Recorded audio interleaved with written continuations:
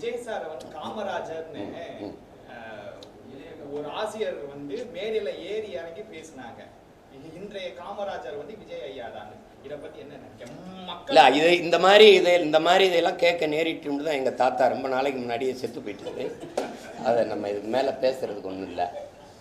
அது காமராஜருங்கிறவர் யாருன்னு அந்த சொன்னார்ல, அவருக்கும் காமராஜர் யாருன்னு தெரியாது.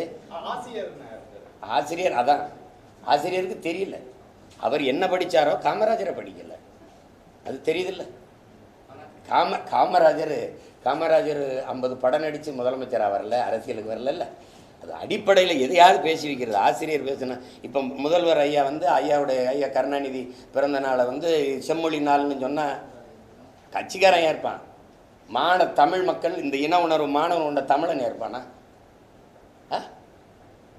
செம்மொழி நாள்னா அது சொல்கிறதுக்கு எத்தனை இருக்குது, எவ்வளோ பெரிய இருக்கான்.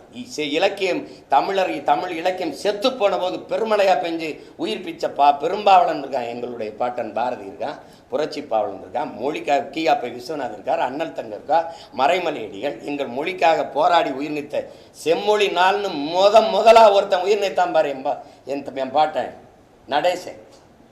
தாளமுத்து நடேசன் போட்டிருக்குல்ல, உங்களுக்கு தெரியுமில்ல. மொழிக்காக முதல் உயிர் நீத்த அந்த நடேசனார் அவர் நடராஜன், தாளமுத்து நடராஜன். அந்த நடராஜன் என்னைக்கு இறந்தானோ அந்த நாளை தான் செம்மொழி நாளாக வைக்கணும். அதான் நடக்கும். இப்போ ஆசைக்கு அறிவிச்சு பார்த்துட்டு போக வேண்டியதுதான். செய்திகளை உடனுக்குடன் தெரிந்து கொள்ள உடனே சப்ஸ்கிரைப் பண்ணுங்க.